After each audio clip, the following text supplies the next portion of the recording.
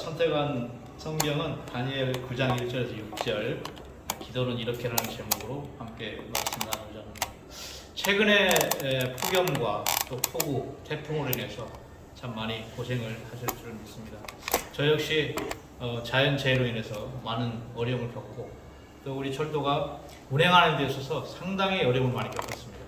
그러나 이제 최근에 들어서, 특히 이 정부 들어서 위험 요인이 발생했을 때는 모든 열차를 중단하는 게 정부의 방침입니다. 그래서 최소한의 안전을 확보하는 것이 정부의 방침이고, 과하리만큼, 정부의 지침도 그렇습니다. 과하리만큼 안전하게 조치해라. 그래서 이번 폭우에서도 전혀 사고가 발생하지 않았습니다. 그러나 돌이켜보면 자연재해라고 하는 것이 과연 우리가 관리하고 통제해서 방어할 수 있는가 하는 그런 많은 생각을 해봅니다. 폭우 때문에 우리 신단진을 지나서 열차가 이제 터널을 빠져나와서 갑자기 산사태로 인해서 일개 열차가 휩쓸려서 탈선하는 사례가 있었습니다. 그것은 우리가 아무리 확인하고 또 점검해도 인간의 힘으로 막을 수 없는 그런 자연재난에 우리는 속수무책인 것 같습니다. 특히 우리 지역, 제가 근무하는 지역, 익산 지역에 새만금이 있어요. 새만금에서 언론에서 심하게 떠들었던 그 잼버리 대회, 우리 장로님께서 아까 기도 때 말씀하신 잼버리 대회가 엄청난 질타를 받았잖아요. 언론의 질타를 받고, 미국과 영국은 이미 철수를 하고, 또 심지어 국가에서 개입했음에도 불구하고 태풍으로 인해서 또 전부 철수해서 전국을 떠돌고 했던 그런 어려운 상황들을 맞이했습니다. 우리가 7월, 8월 하면 어떤 행사를 준비할 때 폭염이 생각나잖아요. 폭염과 그 다음에 장마, 태풍, 이것이 기본적으로 따르는 게 수반인데, 이 잼버리 데이는 우리 여러분 잘 아시다시피 한 10여 년간 준비를 했다고 합니다. 신청의 단계부터 선정 단계, 그 다음에 행사장 준비, 행사 이르기까지.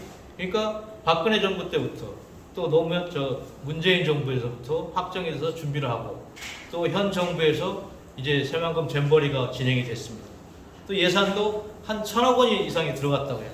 과연 그 많은 예산들을 들여가면서 이런 행사를 이렇게밖에 할 수 없는가 하는 것이 언론의 많은 질타고, 또 정치권에서도 여러 가지 책임 공방이 이루어졌습니다. 사실 우리가 정치를 들여다보면 여야가 서로의 무한 책임을 져야함에도 불구하고 서로 내 탓이다, 전 정부 탓이다, 이렇게 탓하면서 1년 반을 현 정부가 지내오고 있습니다. 또 최근에는 여러 가지 많은 노사 갈등으로 인해서 심각한 상황이 있고, 심지어 대통령 물러가라라는 집회가 계속 연일되고 있습니다. 저희 철도도 현재 SRT로 인해서 얼마 후에 이제 태업이 진행될 예정입니다. 아마 9월 달에는 파업으로 이루어지지 않을까 생각을 하고 있어요.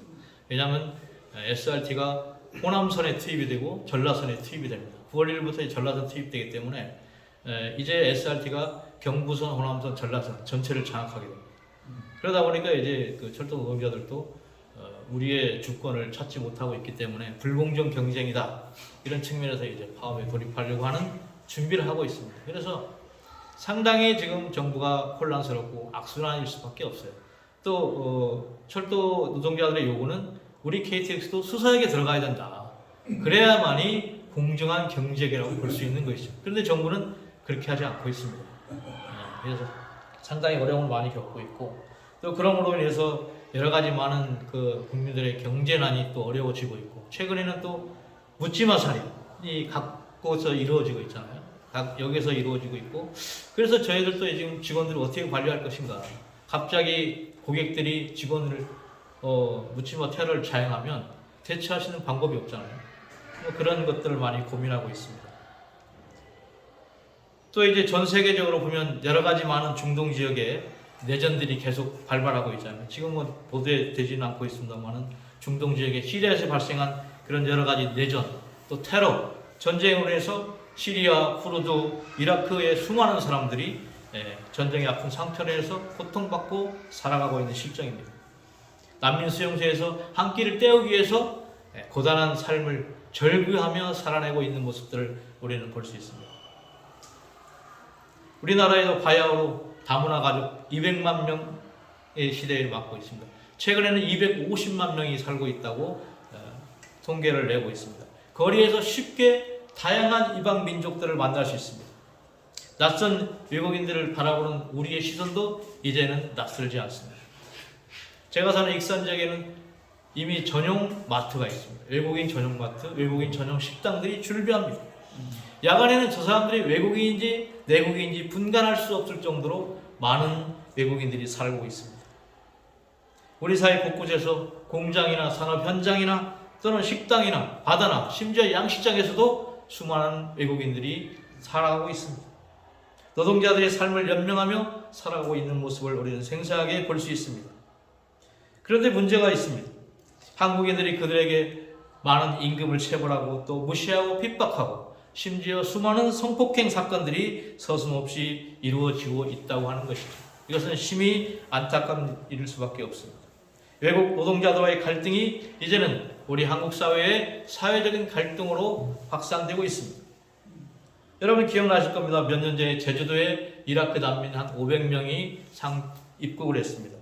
그때 입국 절차를 통해서 받아들여야 한다, 받지 말아야 한다는 여러 가지 국내 여론들이 많이 나타났습니다. 특히 기독교 단체들이 심하게 반대를 했습니다. 무슬림에 대한 혐오, 테러, 또 사회 혼란을 걱정하는 한국인들의 반대로 인해서 입국 문제가 우리 사회의 이슈화가 되었습니다. 이렇듯 이주민 난민들은 다른 고통을 안고 고단하고 힘든 삶을 살아가고 있는 것이 오늘의 현실입니다. 우리 사회가 이렇듯 다양한 갈등으로 인해서 어려운 상황에 놓여 있습니다. 그리스도인들은 이 사회에서 영향을 발휘하고 또 세상에 모범을 보이고 선도적인 역할을 함에도 불구하고 이러한 작금의 현실을 바라보면서 우리들이 어떻게 살아가야 할까 또 현 시대에 많은 고민이 필요합니다. 디모데전서 2장 1절에서 2절은 이렇게 기록합니다. 그러므로 내가 첫째로 권하노니 모든 사람을 위하여 간구와 기도와 도구와 감사를 하되 임금들과 높은 지위에 있는 모든 사람을 위하여 하라. 이는 우리가 모든 경건과 단정함으로 고요하고 평안한 생활을 하여야 함이라. 이 시대는 사람들이 거미줄처럼 네트워크화되어 있습니다. 어떤 한 사람의 집단 행동은 다른 사람에 매우 큰 영향을 미치게 됩니다. 위정자의 잘못된 결정이 내려지게 되면 그것이 도미노 현상으로 우리 사회 또 우리 모든 국민들에게 영향을 미치게 됩니다. 특히 연약한 자들이 더 많은 고통과 괴로움을 당하게 된다는 사실입니다. 그러므로 우리 믿음의 사람들은 임금과 높은 지위에 있는 모든 사람들이 바른 판단과 결정을 내릴 수 있도록 기도해야 하는 것이죠. 지도자들의 행동이나 결정은 그들 자신에게만 영향을 미치지는 않습니다. 좁게는 그 사회 공동체, 넓게는 전 세계에 영향을 미치게 됩니다. 그 결정 하나가 다른 나라 정치인들과 결정에도 도미노처럼 영향을 미치기 마련입니다. 그러므로 우리는 그들이 바르게 결정하고 행동하도록 기도해야 합니다. 그들이 백성을 정적인 수단으로 이용하지 않고 백성을 하늘로 여기며 하나님을 두려워하며 국민을 섬길 수 있도록 우리는 그들을 위해서 기도해야 하는 이유가 여기 있는 것입니다. 이제 본문을 좀 살펴보겠습니다. 우리가 읽은 본문에 등장하는 다니엘은 여러분들 잘 아시는 기도하는 사람들이었습니다. 다니엘이 누구입니까? 다니엘은 BC 605년 이스라엘이 멸망하자 10대의 나이로 바벨론에 잡혀가게 됩니다. 그는 예루살렘의 상류층 가문 출신으로 추정됩니다. 다니엘은 느부갓네살 왕의 궁궐에서 훈련생으로 시작하여 이방 왕들의 조언자가 됩니다. 다니엘이 살았던 시대는 주전 6세기 고대 바사 제국으로 느부갓네살 왕의 통치하에서 이스라엘은 멸망한 작은 나라였습니다. 다니엘과 그 친구들은 힘없는 이방 민족의 유대인 출신이었다고 기록합니다. 다니엘 1장 4절 5절을 제가 읽겠습니다. 곧 흠이 없고 용모가 아름다우며 모든 지혜를 통찰하며 지식에 통달하며 학문에 익숙하여 왕궁에 살만한 소녀를 데려오게 하였고 그들에게 갈대아 사람의 학문과 언어를 가르치게 하였고 또 왕이 지정하여 그들에게 왕의 음식과 그가 마시는 포도주에서 날마다 쓸 것을 주어 3년을 기르게 하였으니 그 후에 그들은 왕 앞에 서게 될 것이다. 바사제국의 황실은 유대인 아이들 중 똑똑한 영재들 차출하여 그들을 장차 황제의 측근 정치 지도자로 양육하기 위해서 다니엘과 그의 친구들을 황궁으로 데려와서 교육하고 양육을 했습니다. 황제는 최고의 영양식을 먹이고 최고의 교육을 하도록 명령합니다. 다니엘은 장차 제국의 장관이 되고 총리가 될 수 있는 장래가 촉망한 사람들이었습니다. 그런데 이들은 자신들이 여호와 하나님을 섬기는 히브리 민족임을 결코 잊지 않았습니다. 자신들의 정체성을 간직하고 있었습니다. 사랑하는 여러분, 저와 여러분의 정체성은 무엇입니까? 우리는 하나님의 자녀이고 하나님 나라의 백성입니다. 그러므로 세상 사람들과 다릅니다. 세상 사람들이 살아가는 사고방식과 가치관이 달라야 하는 것입니다. 우리는 그리스도인입니다. 그리스도인은 하나님의 자녀의 이름으로 하나님을 바라보아야 세상을 바라보고 살아가서는 안 됩니다. 다니엘과 그 친구들은 자신의 입장을 명확하게 했습니다. 확고했습니다. 우상에 바친 제물을 음식을 절대로 먹지 않으려 결심한 대로 느부갓네살 황제의 화려한 식탁의 유혹에 결코 넘어가지 않습니다. 이들의 결심이 얼마나 기특하고 가상합니까? 하나님께서 보시기에 얼마나 가상했겠습니까? 절대 권력을 가진 세계 제국의 왕궁에서 그 권력의 중심에서 우리는 하나님을 믿는 유대인이라는 자신을 믿음으로 살아가는 것입니다. 다니엘과 그 친구들은 위대한 하나님의 사람들이었습니다. 이렇게 새로운 역사는 시작되었습니다. 새로운 역사는 거창하게 시작되지 않습니다. 새로운 역사는 절대 권력 앞에서, 대세 앞에서 자기의 정체성을 분명히 할 때 시작하는 것입니다. 역사의 반전이 여기서 시작되는 것입니다. 여러분이 잘 아시는 익명의 그리스도라는 말이 있습니다. 예수 믿지만 내가 세상 가운데 예수 믿는다는 것을 말하지 않는 사람들입니다. 교회는 나가는데 예수는 믿지만 세상에 밝히기를 거부하는 사람들을 익명의 그리스도인이라고 합니다. 과연 그런 사람들의 심령에 성령님께서 역사할 수 있을까요? 그들이 세상을 바꿀 수 있을까요? 세상의 소망이 될 수 있겠습니까? 세상을 치유하고 변화하는 것이 우리 그리스도인의 역할입니다. 지구촌 교회 가면 교회 표어가 세상을 치유하고 변화시키는 교회, 이렇게 되어 있습니다. 우리 믿음의 사람들이 세상을 치유하고 변화시키는 당사자입니다. 익명의 그리스도인은 이것이 불가능할 것입니다. 그러므로 우리는 결단하고 행동해야 합니다. 나는 그리스도인입니다. 하나님의 자녀입니다. 천국 백성입니다라는 사실을 여러분 고백해야 합니다. 사도 베드로의 위대한 고백이 있습니다. 마태복음 16장 16절이죠. 주는 그리스도시요 살아계신 하나님의 아들이십니다. 이 베드로의 고백을 저와 여러분의 삶 가운데 늘 잊지 않는 고백이 따라야 될 줄 믿습니다. 우리의 구원자는 오직 예수 그리스도이십니다. 그분만이 우리의 죄를 사하시고 우리를 구원해 주시는 분이십니다. 십자가에 못 박혀 고난받으시고 피 흘리시고 죽으셨다가 3일 만에 부활하셨다가 그 사실을 우리는 믿어야 하는 것입니다. 이 부활 신앙을 믿을 때에 세상 가운데 우리는 승리하는 삶을 살아갈 수 있는 것입니다. 오늘 본문 말씀 가운데 몇 가지 함께 은혜를 나누고자 합니다. 그 첫 번째는 영적 리더십의 사람이 되어야 합니다. 다니엘서 9장 1절을 다시 한번 읽겠습니다.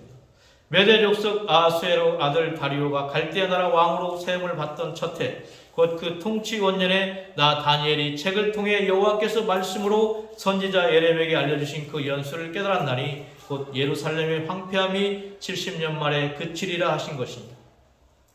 다니엘은 성경 말씀을 보면서 역사와 운명을 깨달았습니다.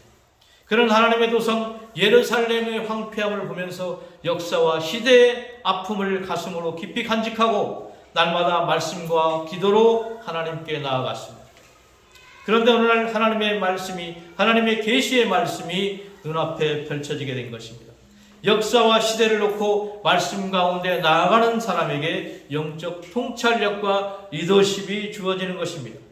하나님의 말씀을 철학적, 지식적으로 체계하는 것으로 미래가 보이지 않습니다. 하나님의 사랑을 넣기 싶어 몸부림치는 영적 감각주의로는 역사와 시대의 운명이 보이지 않습니다. 묵상과 자기 성찰을 통해서 자기 수양에 집착하는 영적 이기주의자에게는 시대를 이길 수 있는 영적 리더십이 나오지 않습니다. 영적 리더십은 어떻게 나올까요? 이 시대와 하나님을 바라보아야 합니다. 세계 열방과 이 민족과 이 땅의 교회와 연약함과 황폐함을 보고 가슴으로 아파하며 가슴으로 통쾌해야 합니다.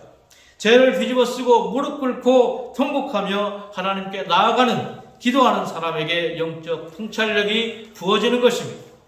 자기 자신에게 집착하는 것이 아니라 이 시대와 역사를 바라보며 하나님께 나아가는 사람들에게 하나님께서는 새로운 시대의 비전을 보여주시고 성령으로 기름 부으셔서 기적과 이적적 표적과 놀라운 역사의 반전을 이루어가게 하시는 것입니다. 시대의 아픔을 가지고 기도하던 다니엘은 예루살렘의 황폐함이 70년 만에 마치리라는 말씀을 깨닫고 예루살렘의 재건의 비전을 갖게 되는 것입니다. 예언은 반드시 성취되는 것입니다. 하나님의 말씀은 분명히 실현된다는 사실을 믿으시기 바랍니다. 말씀은 과학적 원리와 학문 그리고 일반 상식을 초월합니다. 말씀은 역사를 관통하며 시대를 초월하며 집행됩니다. 그 어떤 세력도 하나님의 말씀을 막을 수 없습니다. 하나님의 말씀은 초자연적 역사를 이루어갑니다.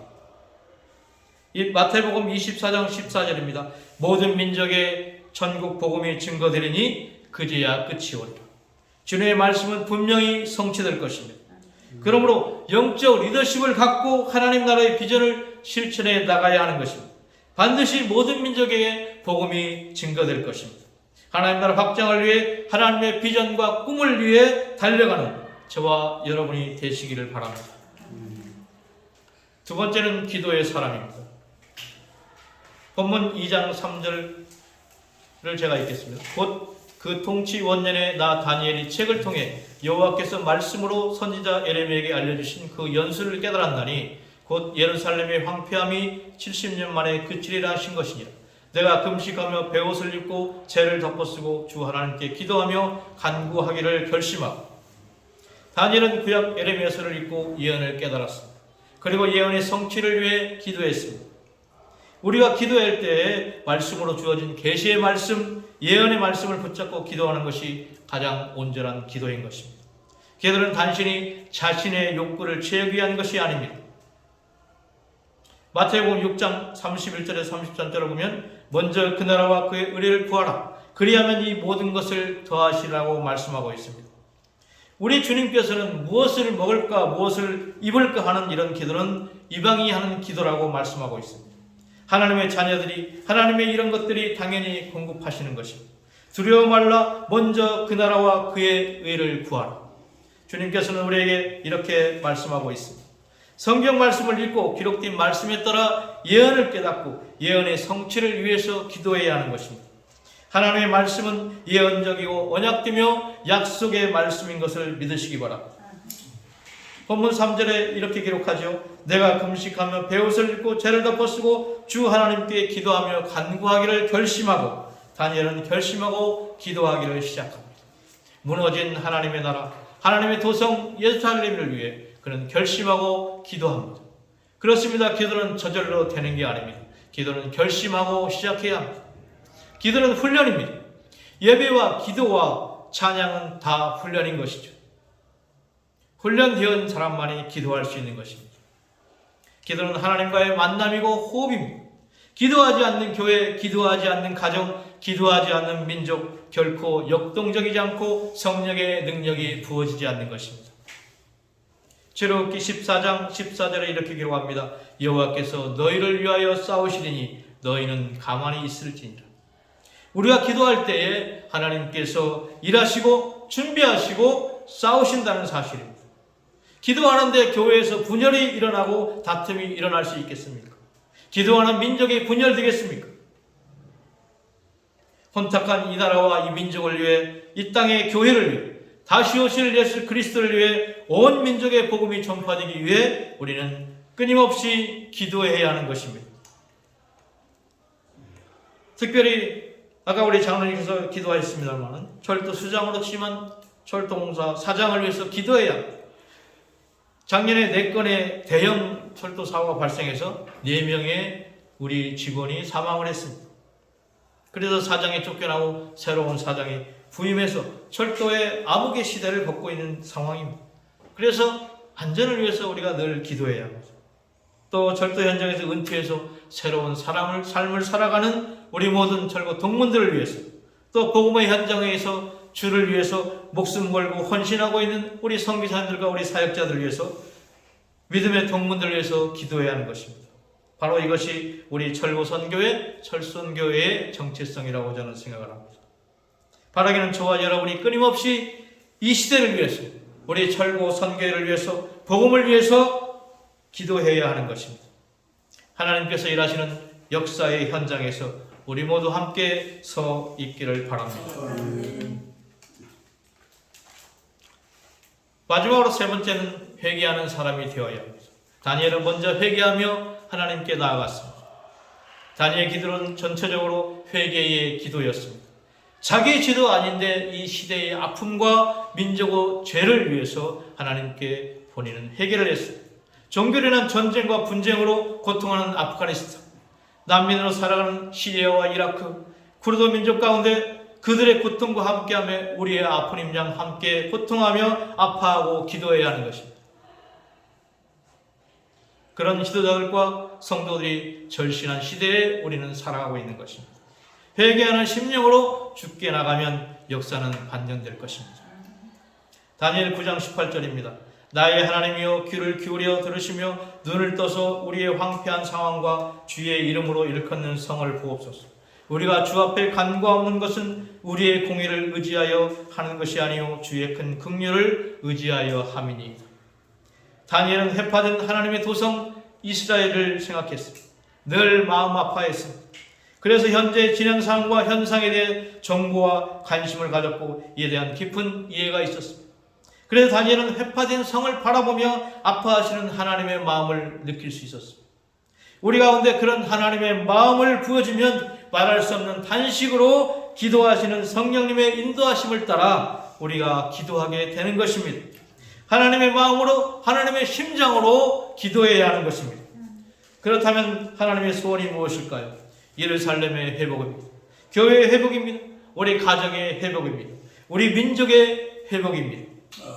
그렇습니다. 다니엘이 바로 이 하나님의 소원을 놓고 기도하고 있는 것입니다. 하나님의 마음이 다니엘에게 부어졌기 때문입니다. 저와 여러분의 마음에 하나님의 마음이 부어지기를 간절히 소망합니다. 이제 말씀을 정리하고 싶습니다. 하나님께서는 열방의 회복을 원하시고 온 열방의 수많은 민족들, 가까이는 이 땅에 살아가는 다문화 민족, 또 믿지 않는 불신 영혼들, 가족과 이웃, 우리 믿지 않는 철고 동문들의 회복을 우리는 위해 기도해야 하는 것입니다. 이들을 사랑하고 섬기고 그들의 영적 회복을 위해 헌신하고 기도하고 함께 교회를 섬겨야 하는 것입니다. 우리가 동문 교회를 섬기기 위해서 특별 모금하는 것도 바로 이 영적 회복을 위해서 도와야 하는 것입니다. 그런 목표인 것으로 저는 알고 있습니다. 여러분은 영적 리더십의 사람이 되어야 합니다. 기도의 사람이 되어야 합니다. 우리가 회개하며 하나님의 마음을 품고 하나님께서 이 시대에 원하시는 것을 이루기 위해서 기도하며 헌신해 나가야 하는 것입니다. 지금이 그런 때이고 지금이 기도할 때입니다. 이 시대의 아픔과 점점 소망을 잃어가는 한국교회와 세계교회를 위해 하나님께서 얼마나 기도할 때에 기뻐하시겠습니까? 특별히 열방의 회복을 위해 간절히 기도할 때에 주님께서 천군 천사를 동원하여 움직여 주실 것입니다. 우리의 기도를 통해 하늘이 움직이고 열릴 줄 믿습니다. 출애굽기 14장 14절입니다. 여호와께서 너희를 위하여 싸우시리니 너희는 가만히 있을지니라. 우리가 기도할 때에 하나님께서 일하실 것입니다. 기도하겠습니다. 살아계신 하나님, 우리를 감사합니다. 이 시대의 아픔과 고통을 우리의 마음과 가슴으로 끌어안고 우리가 기도하는 사람이 되게 하여 주시옵소서. 이 시대를 초월하는 영적 리더십을 가진 지도자들이 되게 하여 주시옵소서. 이 시대의 아픔과 한국교회의 아픔과 한국교회의 비전과 또 세계 열방의 교회를 위해 기도할 때에 하나님께서 일하신다는 사실을 우리가 경험하기를 소망합니다. 주님께서 싸우시고 일하실 때에 우리가 함께 그 놀라운 광경을 보기를 소망합니다. 감사드리며 예수님의 이름으로 기도하옵나이다. 아멘.